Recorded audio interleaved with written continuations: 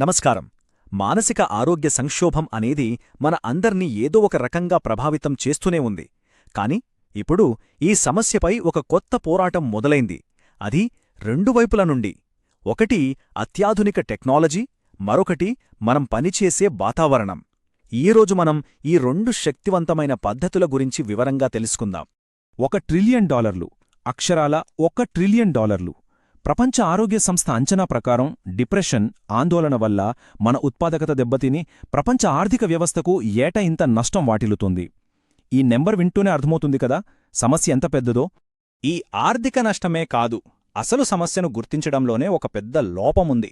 Studies ఏం చెప్తున్నాయంటే మన primary care డాక్టర్లు కూడా 60% పైగా డిప్రెషన్, ఆందోళన కేసులను సరిగ్గా గుర్తించలేకపోతున్నారు. అంటే చాలామందికి అసలు టైంకి సహాయం అందట్లేదన్నమాట. మనం ఎదుర్కొంటున్నది కేవలం రోగ నిర్ధారణ సంక్షోభమే కాదు, మనం పనిచేసే, జీవించే వాతావరణానికి సంబంధించిన సంక్షోభం కూడా. అందుకే ఈ పోరాటాన్ని మనం 2 కీలకమైన ఫ్రంట్స్లో చేయాలి. అసలా 2 ఫ్రంట్స్ ఏంటి ఇప్పుడు చూద్దాం. మొదటి ఫ్రంట్ టెక్నాలజీ, అత్యాధునిక సాంకేతికత, ముఖ్యంగా ఆర్టిఫిషియల్ ఇంటెలిజెన్స్ అంటే ఏఐ ఈ రంగంలో ఒక విప్లవాన్ని తీసుకురాబోతోంది. అందరికీ అందుబాటులో ఉండేలా మరింత ఖచ్చితమైన డయాగ్నోస్టిక్ టూల్స్ని తయారు చేయడమే దీని లక్ష్యం. ఈ కొత్త పద్ధతి వెనుకున్న కీలక టెక్నాలజీనే లార్జ్ లాంగ్వేజ్ మోడల్ లేదా ఎల్ఎల్ఎం.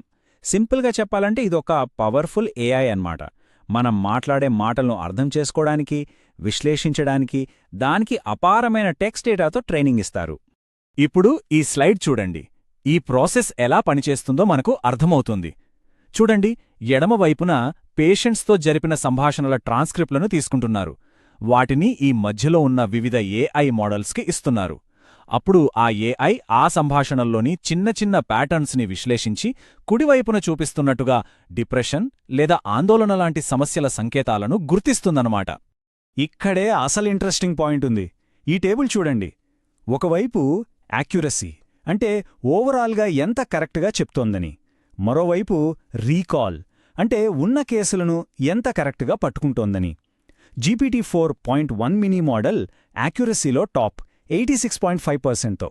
కానీ లామా 3 చూడండి, యాక్యురసీ తక్కువేనా, రీకాల్ మాత్రం 93.8% ఉంది. అంటే ఆల్మోస్ట్ ప్రతి పాజిటివ్ కేసుని ఇది కనిపెట్టేసిందన్నమాట. మరి మెంటల్ హెల్త్ విషయంలో ఈ అధిక రీకాల్ ఎందుకింత కీలకం? ఈ కొటేషన్ అదే చెప్తోంది. దీన్ని మన ఇంట్లో ఉండే స్మోక్ డిటెక్టర్తో పోల్చుకోవచ్చు. అప్పుడప్పుడు వంట చేస్తుంటే పొగకి పొరపాటున మోగినా పర్లేదు, కాని నిజంగా మంట వచ్చినప్పుడు మాత్రం అస్సలు మిస్ కాకూడదు కదా. ఇక్కడ కూడా అంతే, ఒక్క కేసు కూడా మన కళ్ళు గప్పి పోకూడదు. సరే, ఏలాంటి టూల్స్ సమస్యను గుర్తించడంలో హెల్ప్ చేస్తాయి, బాగుంది. కాని గుర్తించినంత మాత్రాన సరిపోతుందా? అందుకే మనం రెండో ఫ్రంట్కి వెళ్తున్నాం. ఇది టెక్నాలజీ గురించి కాదు, మనం మన జీవితంలో ఎక్కువ టైం స్పెండ్ చేసే మన వర్క్ ప్లేసుల గురించి. ఇక్కడ నివారణ, మద్దతుపై దృష్టి పెట్టాలి. ఈ రంగంలో మనం అర్థం చేసుకోవాల్సిన ఒక కీవర్డ్ ఉంది, సైకోసోషల్ రిస్క్స్. వినడానికి కొంచెం టెక్నికల్గా ఉన్నా దీని మీనింగ్ చాలా సింపుల్. మన పని వాతావరణమే, అక్కడి పరిస్థితులే మన మెంటల్ హెల్త్కి హాని కలిగించేలా మారడం. ఫర్ ఎగ్జాంపుల్, ఈ స్లైడ్లో ఉన్నవి చూడండి. ఎక్కువ పనిభారం, అసలు మన రోలేంటో క్లారిటీ లేకపోవడం, పనిమీద కంట్రోల్ లేకపోవడం, అన్హెల్దీ వర్క్ లైఫ్ బ్యాలెన్స్, ఇవన్నీ మనలో చాలామందికి అనుభవమయ్యేవే కదా. ఇవి మన మానసిక ఆరోగ్యం మీద చాలా నెగటివ్ ఇంపాక్ట్ చూపిస్తాయి.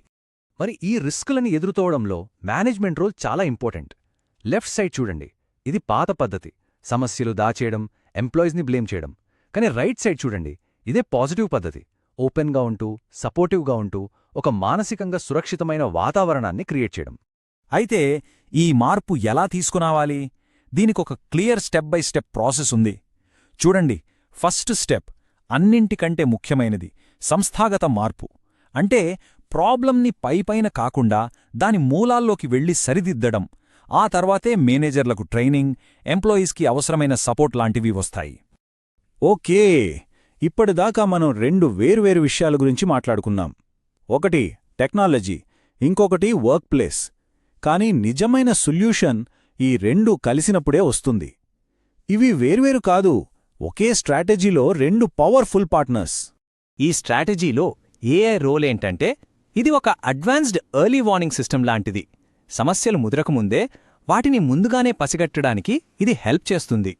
కానీ ఆ వార్నింగ్ బెల్ మోగినప్పుడు రెస్పాండ్ అవ్వాల్సింది ఎవరు? మనమే. టెక్నాలజీ ఒక్కటే సరిపోదు.